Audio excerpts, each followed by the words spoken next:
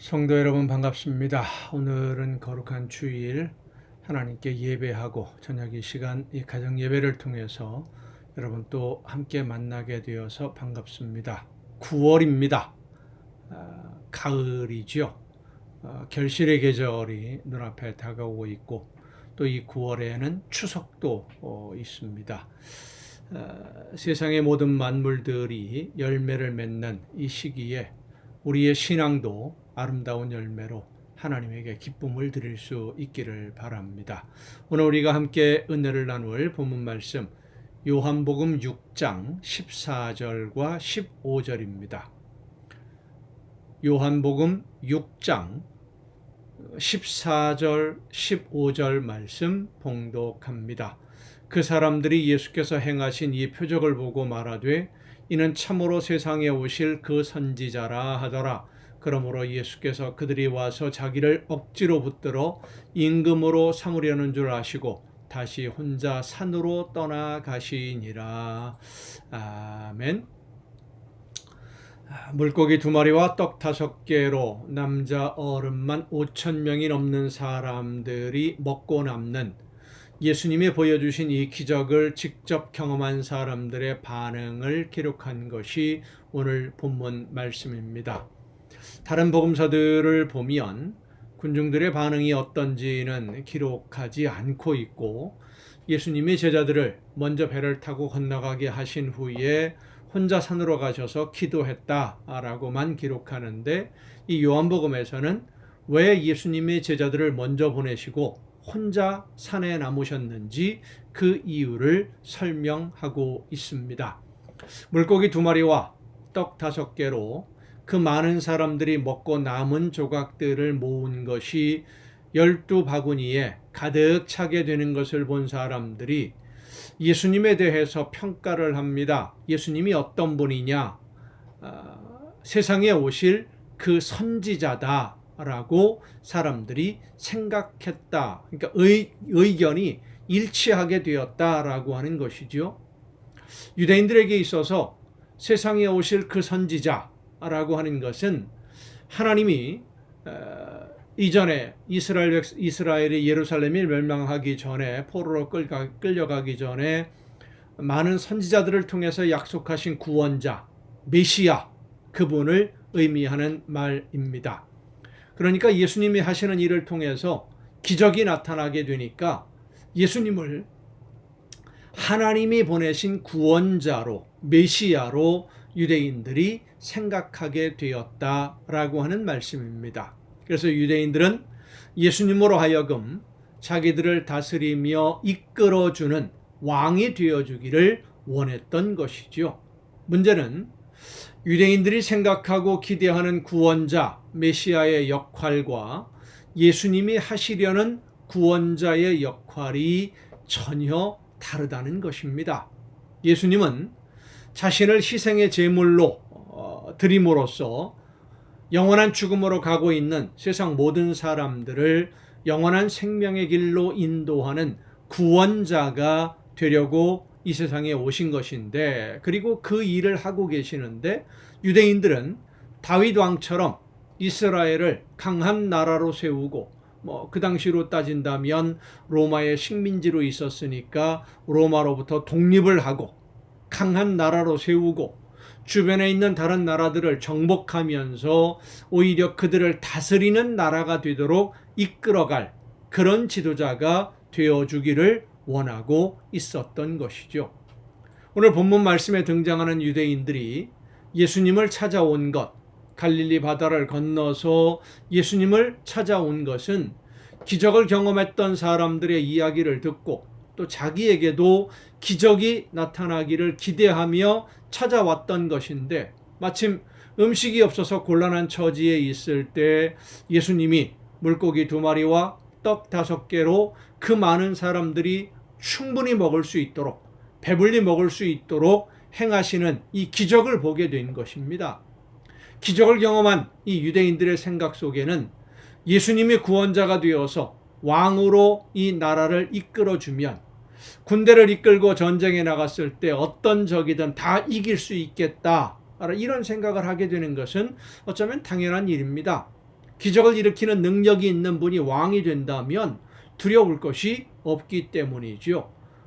이스라엘 민족, 과거에 엘리야, 엘리사 이런 선지자들이 활동을 할 때 다른 주변 나라들과의 전쟁에서 늘 이기지 않았습니까? 하나님이 선지자들을 통해서 미리 말씀해 주시고 인도해 주셨기 때문에. 또 이런 예를 들어서 생각할 수도 있습니다.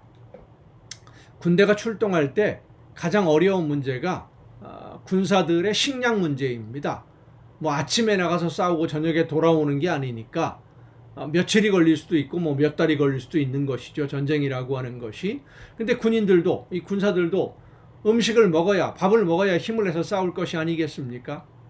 그런데 며칠이 걸릴지 모르는 전쟁터에 나가면서 식량을 다 각자가 챙겨서 가져갈 수도 없고, 그 많은 군사가 함께 먹을 수 있는 음식을 준비하는 일도 사실 보통 어려운 일이 아니죠. 그런데 만약에 예수님이 물고기 2마리와 떡 5개로 이 많은 사람들을 배부르게 먹을 수 있게 한 것처럼 이런 기적을 예수님이 늘 나타내 보여주신다면 굳이 식량 따로 준비할 일도 없고 음식 준비할 일도 없지 않겠습니까? 전쟁터에서 예수님이 이런 기적을 또 보여주신다면, 유대인들은 예수님이 하신 일을 보면서 하나님의 능력과 그 은혜를 감사하고 하나님께 영광을 돌리고 찬양하는 것보다는 자기들에게 이익이 될 수 있는 것을 더 빨리 계산을 했던 겁니다. 전쟁이 아니더라도 예수님이 왕이 되시면 먹고 사는 문제가 해결될 수 있다고 생각을 하든지 여러 가지 기적의 역사들이 나에게도 일어날 수 있겠다 이런 생각으로 억지로라도 붙들어 예수님을 왕으로 세우려고 했던 것입니다. 예수님이 말씀을 전하실 때 기적을 자주 보여주시지 않은 이유가 바로 이런 일들 때문이었습니다. 기적을 보여주면서도 병자를 치료하고 앞을 보지 못하는 사람들 눈을 뜨게 해주시면서 예수님이 하신 말씀이 다른 사람에게 절대로 이야기하지 말라, 신신당부를 하지 않습니까? 왜냐하면 예수님이 하시는 일을, 하시려고 하는 일을 사람들이 듣고 받아들이는 것이 아니라 엉뚱한 생각을 하기 때문에. 예수님이 보여주시는 기적은 힘들고 고통스러워하는 사람들을 바라보시는 하나님의 안타까운 마음, 그들을 사랑하시는 마음으로 병자들을 치유하시고 온전하게 해 주시려는 것이었는데, 사람들은 예수님의 능력을 자기 이익을 위해서 이용하려고 하는, 내가 그 이익을, 혜택을 좀 입었으면 좋겠다, 이런 생각, 그런 경향들이 강하기 때문에 예수님이 전하시는 하나님의 나라에 대해서는 말씀을 들을 생각이 없고, 언제 말씀이 끝나고 또 기적을 보여주실까, 이것만 생각하는 거지요. 오늘은 나에게도 그 기적의 차례가 오지 않을까, 이런 생각만 하고 기다리고 있으니 말씀이 귀에 들어오지 않는 겁니다. 예수님이 하시려는 일의 목적을 사람들이 알지 못하니까. 그런데 이러한 유대인들의 모습들이 오늘 우리의 믿음도 이들과 비슷해지고 있는 것은 아닌지 돌아볼 필요가 있습니다. 하나님이 나에게 특별한 선물을 베풀어 주시지는 않을까? 예수님이 오늘 특별히 내 기도를 들으시고 응답해 주시지는 않을까? 이 세상에서의 유익을, 내가 어떤 어려운 문제, 내 힘으로 해결하기 힘든 그런 문제들을 해결해 주시기를 기대하고 기다리기보다는 부족한 나에게 영원한 하나님의 나라를 선물해 주신 그 은혜와 그 사랑에 감사하면서 하나님의 나라를 위해 내가 어떤 일을 할 수 있을까, 이것을 생각하고 기도하며 성령의 인도하심을 따라 순종하는 성도가 하나님이 가장 기뻐하시는 성도인 줄로 믿습니다. 내가 무엇인가를 얻을 수 있을까를 생각하고 기대하기보다는 이미 주신 은혜에 감사하면서 하나님이 원하시는 일들 열심히 감당할 때에 하나님은 우리가 상상할 수 없었던 놀라운 기적의 역사를 우리의 삶 속에 맛보게 해 주실 줄로 믿습니다. 성도 여러분, 기적을 만나기를 원하십니까? 기적의 역사가 여러분의 삶에, 여러분의 가정에, 여러분의 일터에, 여러분이 하는 모든 일들 위에 기적의 역사가 나타나기를 원하십니까? 하나님의 말씀을 듣고 믿음으로 순종할 때 성령의 놀라우신 능력이 여러분에게 기적을 맛보게 해 주실 줄로 믿습니다. 기도하겠습니다.